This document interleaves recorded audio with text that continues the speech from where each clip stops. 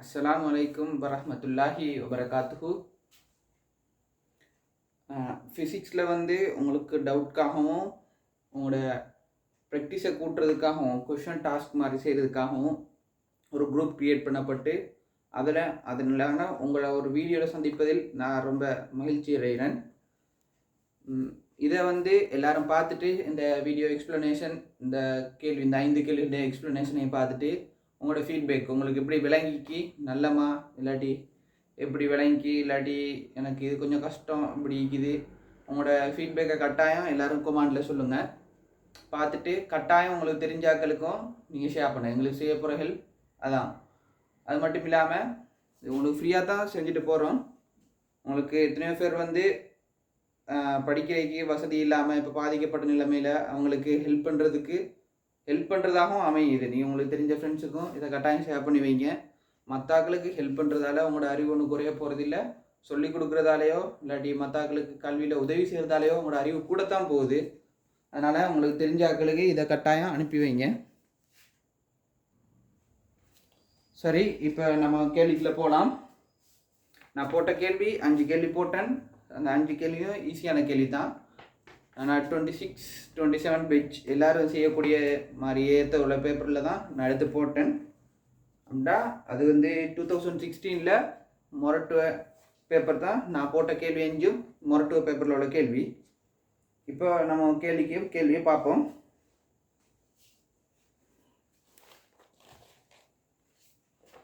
அதில் முதலாவது கேள்வி, உந்த மாற்ற வீதத்தின் பரிமாணத்தை கொடுப்பது. உந்த மாற்ற வீதத்தின் பரிமாணத்தை கொடுப்பது. முதல்ல அது எல்லாருக்கும் விசைகளில் பாடத்தில் படிச்சிப்போம். முதலாவது கேள்வி, F சமன் டெல்டா M ஓவர் V இன் கீழ் T. சரி தானே? அது தெரியும் தானே? F சமன் அப்போ உந்த மாற்ற வீதம் சொல்லுவோம். உந்த மாற்ற வீதம். இந்த F அங்கிட்டு போய் பெருக்கி இருந்தால் தான் FT சமன் டெல்டா NV தான் உந்த மாற்றம்.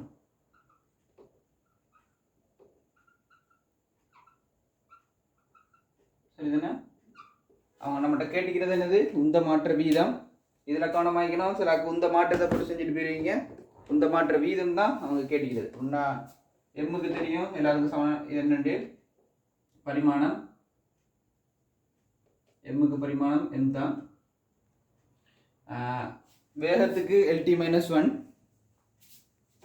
அது தெரிஞ்சிக்கணும். அதெல்லாம் திருப்பி ஏன்னா தூரத்தின் கீழ் நேரம் LT-1 வேகம் சமன் தூரத்தின் கீழ் நேரம். அப்போ LT-1 வரும். இப்போ T நேரம்க்கு T1 சுருக்குனா MLT-2 ஆன்சராக வரும். நான் அது மட்டும் இல்லாமல் நிறைய பேர் எல்லாரும் ரெஜிஸ்டர் பண்ண சொல்லியிருந்தேன். கட்டாயம் எல்லாரும் ரெஜிஸ்டர் பண்ணிக்கிடுங்க. யாரும் என்ன ரெஜிஸ்டர் பண்ண நிறைய பேர் நம்பருக்கு இன்னும் நான் ரிப்ளை பண்ணப்படையில. கொஞ்சம் பிஸி, கொஞ்சம் கிளாஸ் ரெக்கார்ட் பண்ணுறது அப்படி இருந்ததால் கொஞ்சம் பிஸியாக போயிட்டு கட்டாயம் எல்லாருக்கும் பார்த்துட்டு உங்களுக்குரிய ரிப்ளை தருவேன். எல்லோரும் கட்டாயம் எல்லோரும் ரெஜிஸ்டர் பண்ணிக்கிடுங்க. அப்போ தான் உங்களோட டவுட் நம்ம கேட்டாலும் கிளியர் பண்ணக்கூடியதாகிக்கும். எல்லோரும் கட்டாயம் ரெஜிஸ்டர் பண்ணிக்கிடுங்க. இதில் எல்லாருக்கும் தெரிஞ்சிக்கும்.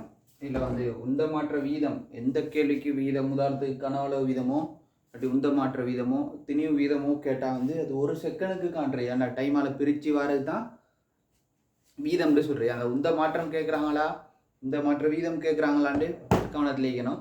உந்த மாற்ற வீதம் எல்லா வீதம்னு சொல்கிறதும் ஒரு செகண்டுக்கு பார்க்குறதுக்குள்ளது தான் உந்த மாற்று வீதம். இதில் ஒரு செகண்டுக்குள்ளே இதை பார்த்தது உந்த மாற்று வீதம். சரிதானே? அடுத்த கேள்வி நம்மளுக்கு வந்துக்கிறதுன்னு பார்த்தா மெஷர்மெண்ட் சம்மந்தப்பட்ட கேள்வி. இப்போ அதில் 2வது கேள்வியை பார்ப்போம். 2வது கேள்வி செப்பு கம்பி ஒன்றின் விட்டத்தை அளப்பதற்கு ஒரு நுண்மானித்திரு கணிச்சு பயன்படுத்தப்பட்டுள்ளது.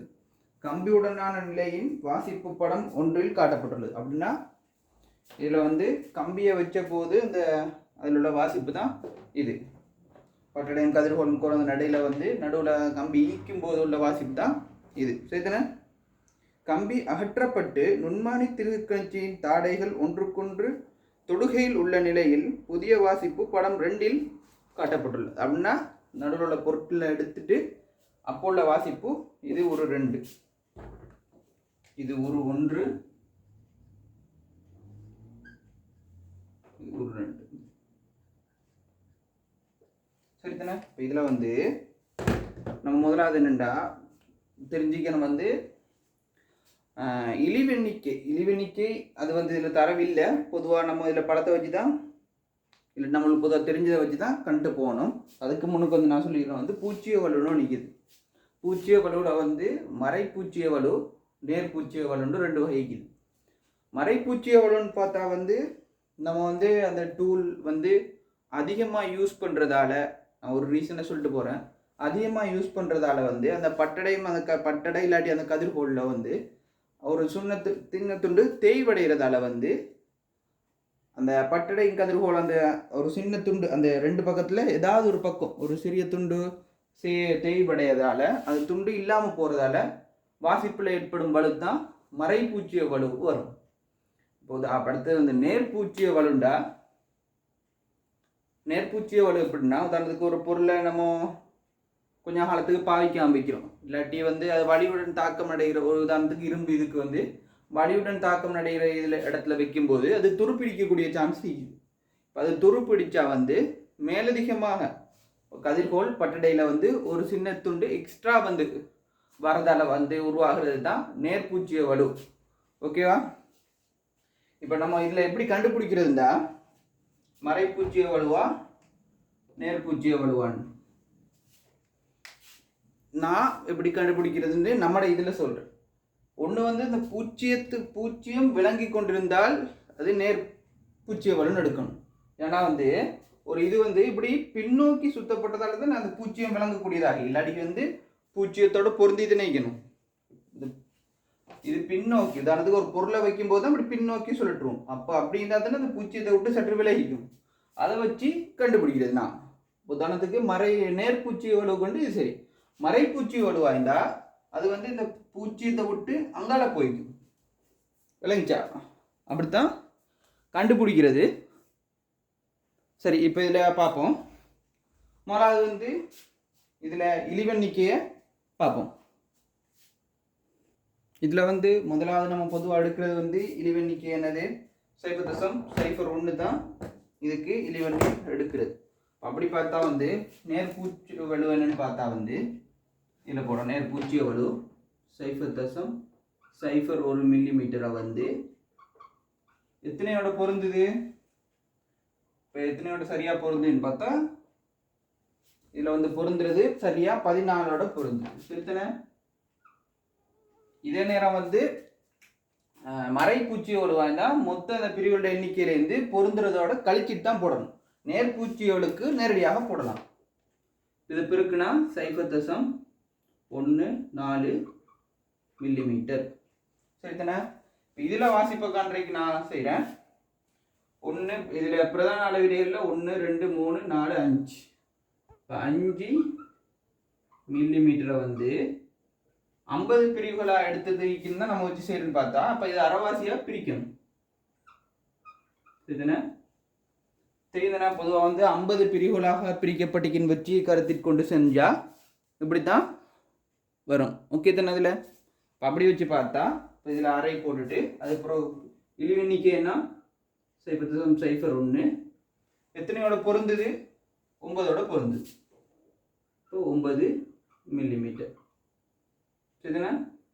இப்போ இது இதோட சுருக்குனா 2.5 மில்லிமீட்டர் ப்ளஸ் 0.09 மில்லிமீட்டர். இப்போ ரெண்டையும் கூட்டினா 2.59 மில்லிமீட்டர். இப்போ நேர்பூச்சிய வலு என்பதால் வந்து என்ன செய்யணும்? நேர்பூச்சிய வலு வந்து வார வாசிப்புலேருந்து கழிக்கணும். நேர்பூச்சிய வலுனா என்னது?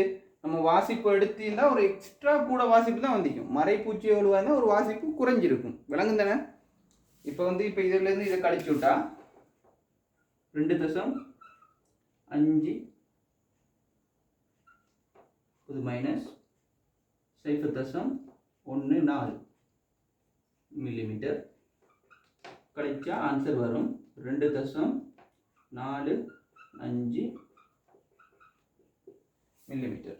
இதுதான் இந்த கேள்விக்குரிய ஆன்சர். ஓகே தானே? அப்போ அப்படின்னு வச்சு பார்த்தா இதுக்கு வர ஆன்சர் எத்தனாவது ஆன்சர்? இதுக்கு தேர்ட் ஆன்சர்.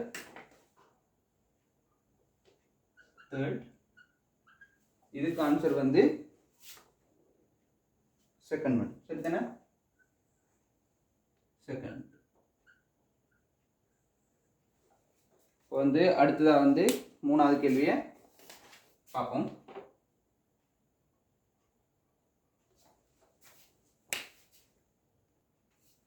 இப்போ வந்து அடுத்ததாக நம்ம பார்க்க வேண்டிய கேள்வி மூணாவது கேள்வினா இதில் நான் மூணாவது போட்டிக்கிறேன். பேப்பரில் வந்து 7வது கேள்வி.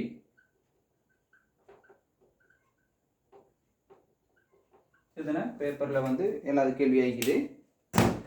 என்ன கேள்வினா வந்து 1000 திணிவுள்ள வாகனம் ஒன்றின் இயக்க சக்தி 4.5 தர 10 ஜூல். இது 6000 நியூட்டன் மாறா தடுப்பு விசை ஒன்றை பிரயோகிப்பதன் மூலம் நிறுக்கப்படுகின்றது. இதில் நிறுத்தல் தூரம் யாது? இது ரொம்ப இலகுவான கேள்வி. இதில் வந்து திணிவு நம்மளுக்கு தேவையில்லை. ஒரேடியாக வந்து வேலையை வந்து சமப்படுத்தி செஞ்சுட்டு போயிடலாம். செய்யலாம் தானே? W சமன் அந்த சக்தி அப்படின்னா வந்து இதில் உள்ள சக்தி எதுக்கு? அந்த உராய்வுக்கு எதிராக செய்யப்பட்ட வேலையா போய்ங்க. சரி தானே? W சமன் FS 4 தர 4.5 தர 10 வந்து என்ன சொல்லிக்கிறாங்க? 6000 நியூட்டன்.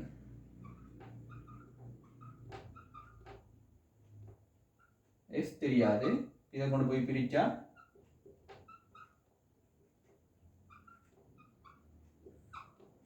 6 தர 10 அடுக்குன்னு வரும். இதை சுருக்குனா 10 அடுக்கு பலன்தி. சரிதானே? இப்போ வந்து என்ன வரும்னா வந்து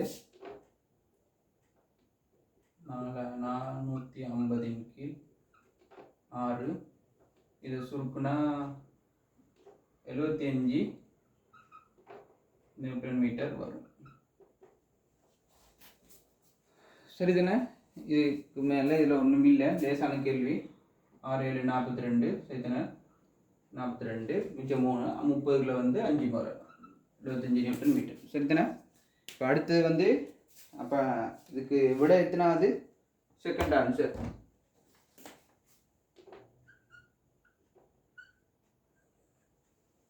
சரிதானே? இப்போ 4வது கேள்வி.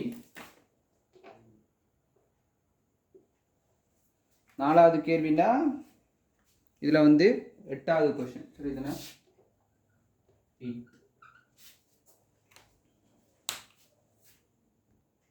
சரி, இப்போ அடுத்த கேள்வியை பார்ப்போம். ஆணியின் மையத்திலிருந்து 0.25 மீட்டர் தூரத்தில் தூரத்தில் திருகு சாவிக்கு செங்குத்தாக F விசை பிரயோகிக்கப்பட்டுள்ளது. சரிதானே? F விசை பிரயோகிக்கப்பட்டுள்ளது. இந்த காட்டிக்கலாம். F விசை வலஞ்சுழியாக பிறப்பிக்கப்பட்டது. சரிதானே?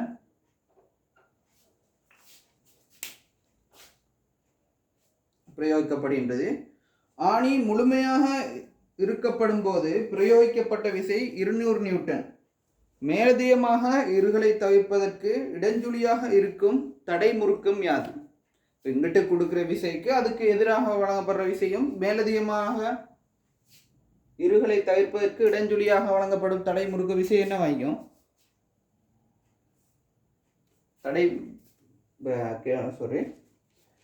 இடஞ்சுழியாக இருக்கும் தடை முறுக்கம் கெடி. அப்போ அதே அளவு இங்கிட்டு வர தடை முறுக்கம் தான் அங்கிட்டு வரப்போகுது. ஆனால் அது மேலதிகமாக சுழல் தவிர்ப்பதற்காக இருகளை தவிர்ப்பதற்காகத்தானே கெடிக்கிறான். இப்போ அதே அளவு தானே அங்கிட்டு வரப்போகுது. அதை கண்டா சரி. ஓகே தானே?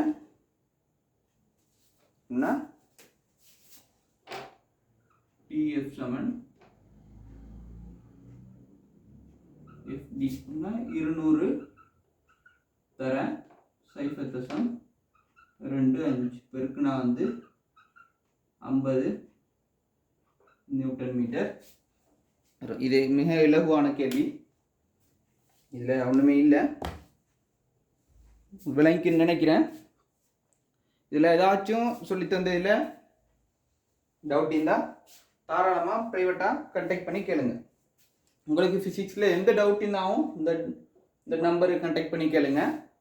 எல்லாரும் இந்த நம்பருக்கு ரெஜிஸ்டர் பண்ணிக்கிடுங்க. உங்களோட டவுட் சம்மந்தமாக கேட்குறதுனா மட்டும் இதோட கதைங்க. மற்றது கிளாஸ் வைஸ், கிளாஸில் ஏதாச்சும் கிளாஸை பற்றி விசாரிக்கணும், ஏதாச்சும் நான் ரெஜிஸ்டர் பண்ணுறது எல்லாத்துக்கும் இந்த அட்மின் நம்பரை கண்டெக்ட் பண்ணி சரியா கதைங்க. இப்போ வந்து அடுத்த கேள்வியை பார்ப்போம்.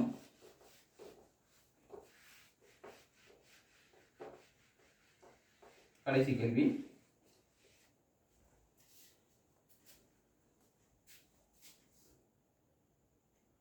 சரி, இப்போ அடுத்த கேள்வியை பார்ப்போம். அதுக்கு முன்னுக்கு இந்த கேள்வியோட ஆன்சர்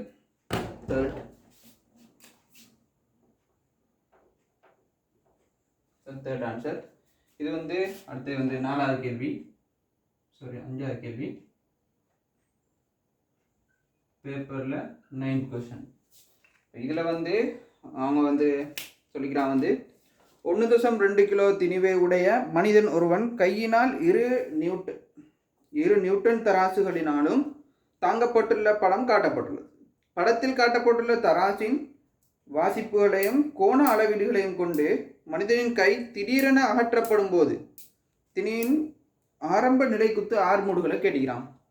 இப்போ ஆரம்ப நிலைக்குத்து ஆர்மூடுகள் காண்றதுக்கு முதலாவது வந்து விளைவுள் விசையை கண்டுபிடிக்கணும். விளைவுள் விசையை கண்டுபிடிச்சி எந்த திசையில் இயங்குதோ அந்த திசைக்கு சமன்பாடை போட்டால் நம்ம அழகாக ஆர்மூடுகளை கண்டுபிடிச்சிடலாம். இப்போ 1.2 கிலோண்டா அதை நியூட்டனில் காண்றதுக்கு என்ன செய்யணும்? 10 அளப்பு இருக்கணும், 12 நியூட்டன். நான் இதில் அந்த கையை கீரையில் பிரச்சனை அது இப்போ வந்து இப்போ கோணம் பிரிக்கிறது, இப்போ கோணம் இப்படி பார்த்தும் பிரித்து பார்க்கலாம். ஆனால் வந்து சிம்பிளாக பார்க்குறதுக்கு இது 90 பாகையில் பாருங்க, 53 பாகையும் 37 பாகையும் கூட்டினா 90 பாகை அப்படின்னா விளைவுகள் வந்து மத்தியின் ஊடகத்தின போகும். ஓகே தானே? இப்போ நீங்கள் உதாரணத்துக்கு காவி கூட்டெல்லாம் எடுத்தால் வந்து 2 ஒன்றுக்கு ஒன்று போகும்போது 90 பாகையில் இருந்தால் எப்படி காணுவோம்? அது தெரிஞ்ச ஒன்றுக்கு ஒன்று மேலே வச்சு கீரையும் காணலாம். ஆனால் 90 பாகையில் இருந்தால் செஞ்சுட்டு போயிடுவோம் தானே? இப்போ இதுக்கு தனித்தனியாக கூறு பிரித்து காணண்டு அப்படின்ட்டு பார்க்க வேண்டிய அவசியம் இல்லை. 90 பாகை அமைச்சிக்கிறதால வந்து ஒரேடியாக எடுத்துடலாம். அப்படி பார்க்கும்போது இதில் 4 நியூட்டன், இதில் 3 நியூட்டன். 4 நியூட்டனுக்கும் 3 நியூட்டனுக்கும் விளைவு விசைனா 5 நியூட்டன் வரும்.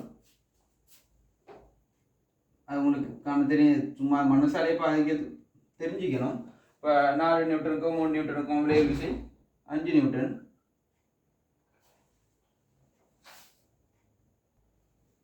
இப்போ உங்களுக்கு விளங்கிக்கும் விளைவுள் விசை விளங்கித்தனை எப்படி 90 பாகை வந்து 90 பாகையை வச்சு ஒரேடியாக 4க்கு 3க்கு விளைவுள் தெரியுதுண்ணே, ஒரேடியாக 5ன்னு தெரியுதுண்ணே. உதாரணத்துக்கு இதை நீங்கள் எடுத்து இதை எப்படி ஒன்றா வச்சு அதுக்கப்புறம் இதை எப்படி வச்சு இதை கொண்டு வந்து இப்படி வச்சு அதுக்கப்புறம் இதை எப்படி கொண்டு வந்து வச்சு கீர்னா வந்து இங்கிட்டு போகிற விசையும் இங்கிட்டு போகிற விசையும் விளைவு விசை சரியாக கீர்னா அளவிடைக்கேற்ப கீர்னா இப்படி வந்து சரியாக மத்தியினூடாக போகும். சரி தானே? கீரிப்பாங்க வேண்டாம், அப்படி தான் போகும். அப்போ இது தெரிய விளங்குது தானே? இப்போ விளைவு விசை எங்கிட்டு வருது? கீழ் நோக்கி 7 நியூட்டன். சரி தானே? இப்போ விளைவு விசை கீழ் நோக்கி 7 நியூட்டன் தொழிற்படுது. இப்போ வந்து கீழ் நோக்கி F=ma போட்டால் ஆன்சர் வந்துடும். அவ்வளோதான் இந்த கேள்வி. கீழ் நோக்கி இப்போ கையை எடுத்தால் இப்போ தாக்க போகிற விசை என்ன தாக்க போகுது? 7 நியூட்டன் மட்டும்தான் தாக்கும். 12லேருந்து 5 போக 7 நியூட்டன். சரிங்க? 12 - 5 = ma. வந்து F=ma சமன்பாடு. இப்போ இதில் வந்து 7 நியூட்டன், m வந்து 1.2 தர a. இப்போ ஏல வந்து 1.2 பிரிச்சா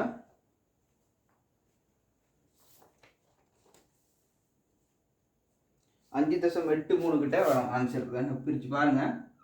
5.83 மீட்டர் செகண்ட் -2 இதுதான் ஆன்சர் வரும். அப்படின்னா எத்தனாவது ஆன்சர்? Third answer. எத்தனை கட்டாயம் எல்லாரும் பார்த்துட்டு வீடியோ எக்ஸ்பிளனேஷன் எப்படி இருந்தது, உங்களுக்கு விளங்கிச்சா இல்லாட்டி விளங்காட்டி ஏதாவது டவுட் இருந்தால் கட்டாயம் கேளுங்க. அட்மின் நம்பருக்கு ரெஜிஸ்டர் பண்ணாதாக்க எல்லாரும் ரெஜிஸ்டர் பண்ணுங்கள். அடுத்தது இன்னொரு வீடியோவில் சந்திப்போம்.